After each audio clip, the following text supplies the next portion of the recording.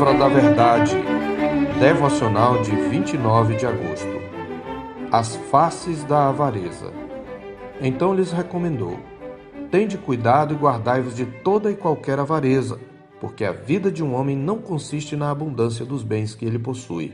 Lucas 12:15. Já vimos que em Lucas 12, de 15 a 34, o Senhor Jesus nos adverte contra a avareza. Seu princípio geral é que o sonho da vida abundante nunca será realizado mediante o acúmulo de bens, razão pela qual o desejo por possuir coisas logo se demonstrará insaciável.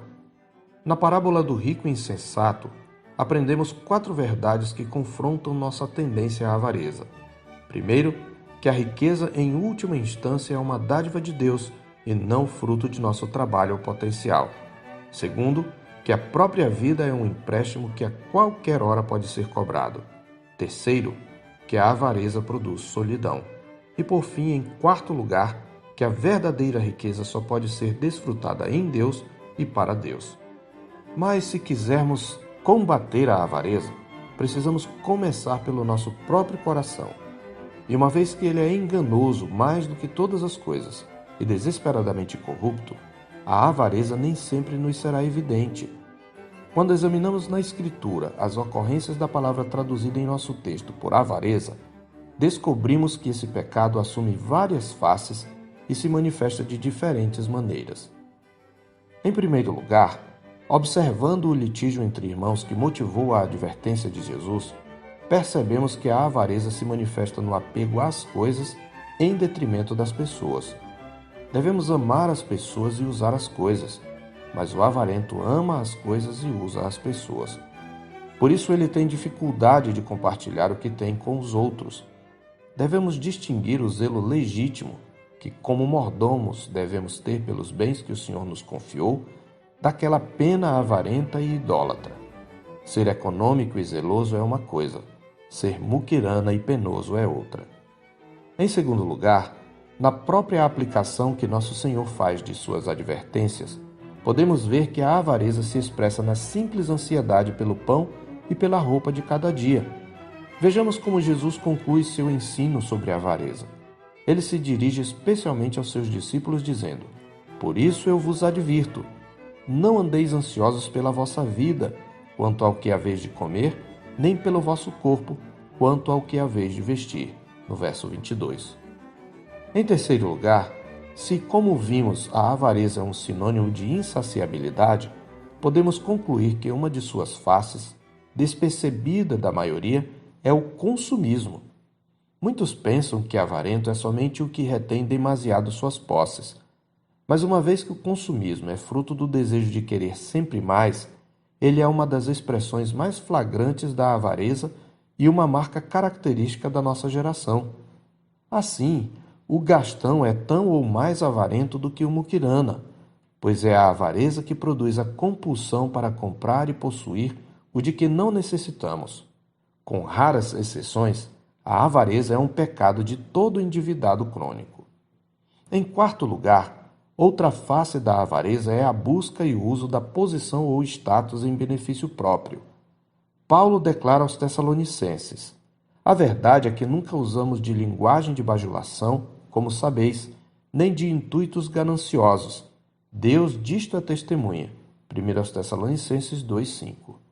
Ganancioso aqui é a mesma palavra para avarento. Paulo está dizendo que o propósito do seu ministério nunca foi qualquer vantagem pessoal, por isso nunca bajulou seus ouvintes. Veja aí que a bajulação é uma prática comum do avarento, com o propósito de conquistar status, reconhecimento e as vantagens materiais que daí advêm. E dos falsos mestres, Pedro alerta em 2 de Pedro 2:3a: também movidos por avareza, farão comércio de vós com palavras fictícias. A avareza é uma doença oportunista que frequentemente ataca quem está no poder. É a gripe dos políticos. Mas não contamina somente os altos escalões. Em campanhas políticas, são muitos os que vendem a alma ao diabo por um cargo melhor, seja uma direção de escola, de qualquer departamento do governo ou mesmo um emprego. Muitas igrejas flertam com o poder político partidário para obter vantagens, contaminadas que estão pela avareza. Políticas públicas de fachada, estradas esburacadas, obras inacabadas, hospitais sucateados, tudo isso é consequência dessa síndrome espiritual. A corrupção, portanto, é filha da avareza. Em quinto lugar, a imoralidade também é uma face da avareza. É a insaciabilidade que leva ao vício sexual, pois trata-se do desejo de desfrutar de um corpo a que não se tem direito, numa relação proibida onde o outro é coisificado e se torna mero objeto do prazer. Em 1 Tessalonicenses 4, a Escritura nos exorta a nos abstermos da prostituição e da paixão lasciva. E logo no verso 6 também está escrito: e que nesta matéria ninguém ofenda nem defraude a seu irmão. Defraudar aqui traduz a forma verbal de avareza. Também em Efésios 4,14, a palavra é traduzida por avidez, descrevendo a natureza insaciável do comportamento dissoluto e imoral dos gentios. A imoralidade, portanto, é uma expressão da insaciabilidade. É por isso que em 2 de Pedro 2,14, os falsos mestres são descritos como tendo os olhos cheios de adultério e insaciáveis no pecado, engodando almas inconstantes, tendo o coração exercitado na avareza, filhos malditos. Em sexto lugar, ainda no contexto da igreja, a avareza manifesta-se também na infidelidade nos dízimos e nas ofertas. É a atitude mesquinha na contribuição para a obra do Senhor, contrária à generosidade como descrita em 2 Coríntios 9,5. Por outro lado, a entrega de dízimos e ofertas também pode ser uma expressão de avareza, se forem um meio de barganhar com Deus. Por isso, após declarar, no verso 6, que aquele que semeia pouco, pouco também ceifará, e o que semeia com fartura, com abundância também ceifará, Paulo exorta os crentes no verso 7, a fim de que não apliquem o princípio erradamente, ofertando por ganância. Cada um contribua segundo tiver proposto no coração, não com tristeza ou por necessidade, porque Deus ama a quem dá com alegria. Por fim, em sétimo lugar, na exortação do Senhor aprendemos que a avareza prioriza o eu e as coisas deste mundo em detrimento de Deus e do seu reino. Ao invés de uma vida teorreferente, isto é, centrada em Deus, a avareza é a manifestação de uma vida autocentralizada e de uma mentalidade secularizada, isto é, focada no aqui e agora em detrimento do porvir. O avarento entesoura para consigo mesmo, mas não é rico para com Deus, e isto por mais religioso que seja, como vemos no caso do jovem rico em Marcos 10, de 17 a 22.